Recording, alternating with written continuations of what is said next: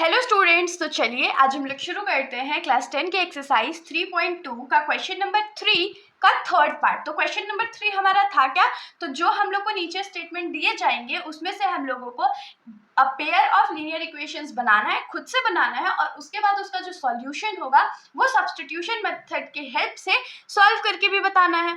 तो question number 3 का third part हमारा क्या है, the coach of a cricket team buys 7 bats and 6 balls for 3800। तो इस क्वेश्चन में हम लोग को सबसे पहले इंफॉर्मेशन दिया क्या गया है कि एगो क्रिकेट टीम का कोच है जिन्होंने 7 बैट्स और 6 बॉल्स कितने के लिए खरीदे हैं, तो 3800 के लिए खरीदे हैं। और उसमें आगे क्या लिखा हुआ है, letter she buys 3 bats and 5 balls for ₹1750। तो इसमें आगे क्या बोला गया कि बाद में वो क्या करती है ना, जो कोच मैम थी वो क्या करती कि वो 3 बैट्स और 5 बॉल्स खरीदती है 1750 रुपीज के लिए।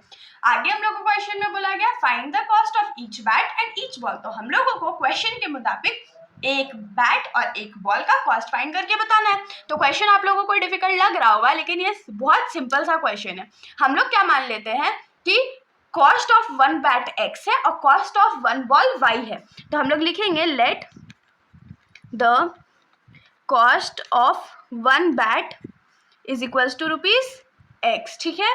और उसके बाद क्या लिखेंगे, let the cost of one ball is equals to ₹y।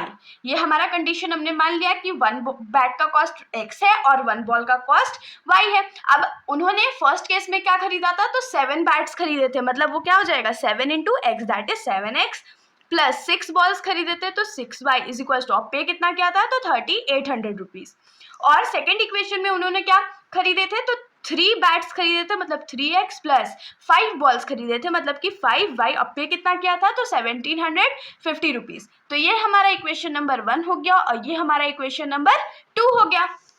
तो अब हम लोग क्या करते हैं, इक्वेशन नंबर 1 से x का वैल्यू निकालते हैं। तो लिखेंगे फ्रॉम इक्वेशन 1, और इक्वेशन 1 हमारा क्या है, 7x plus 6y is equals to 3800।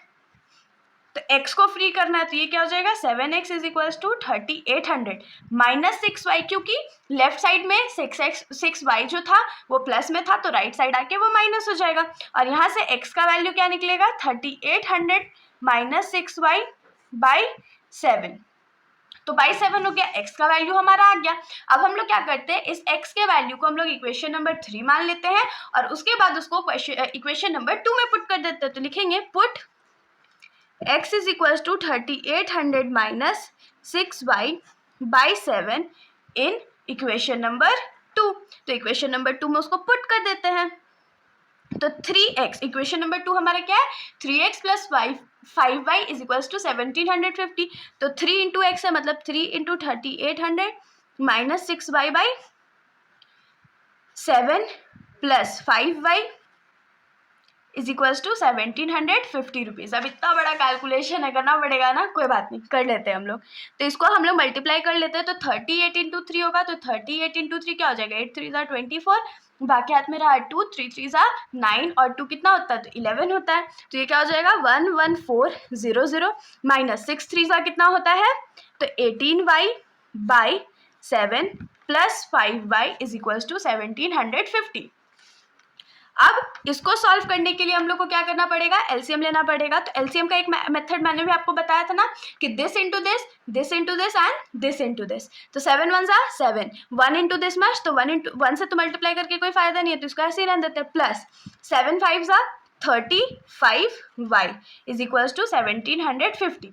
अब देखिए ये जो 7 है इस साइड जाके मल्टीप्लाई होने वाला है और तब तक हम लोग y को भी सॉल्व कर लेंगे। तो ये क्या हो जाएगा 11400 प्लस माइनस माइनस होगा, तो 35 में से 18 माइनस कर लेते हैं तो 1 कैरी लेंगे, तो 15 में से 8 जाएगा तो कितना बचेगा 7, और 2 में से 1 गया तो 1, तो ये कितना हो जाएगा plus 17y is equals to 1750 into 7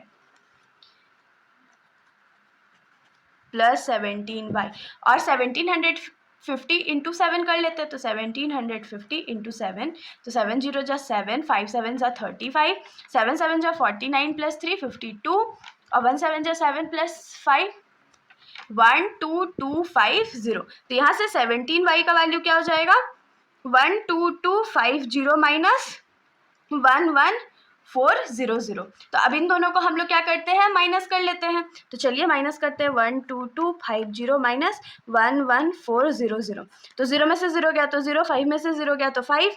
यहाँ पर हम लोगों को कैरी लेना पड़ेगा, तो 12 में से 4 जाएगा तो कितना बचेगा, यहाँ पर 8 हो गया और बाकी सब तो 0 हो गया। तो यहाँ से क्या आ गया, 17y is equals to 850। 17y is equals to 850 हो गया, तो y का वैल्यू क्या हो जाएगा, 850 डिवाइडेड बाई 17, क्योंकि 17 इस साइड मल्टीप्लाई में था। तो अब डिवाइड कर देते हैं, तो 17 5 जा 85 होता हो और 1 0, तो y का वैल्यू कितना आ गया, 50 आ गया। अब हम लोग क्या करेंगे, तो इक्वेशन नंबर 3 में y का वैल्यू पुट कर देते हैं। तो हम लोग लिखेंगे put y is equals to 50 in equation 3। और इक्वेशन 3 हमारा था क्या, तो हमारा इक्वेशन 3 था x is equals to 3800 minus 6y by 7। तो x इज इक्वल्स टू क्या हो जाएगा, 3800 माइनस 6 इंटू 50 बाई 7। तो 3800 माइनस 6 5 सा 30 और 1 0 बाई 7। तो ये क्या हो जाएगा, 3800 में से 300 माइनस करेंगे तो कितना बचेगा, 3500 डिवाइडेड बाई 7। और इसको जब हम लोग कट कर देंगे तो ये 500 हो जाएगा। तो x का वैल्यू हमारे पास यहाँ कितना आ गया, तो 500। और x का वैल्यू हमारा क्या था, कॉस्ट ऑफ 1 बॉल। तो अब हम लोग लिखेंगे देयरफॉर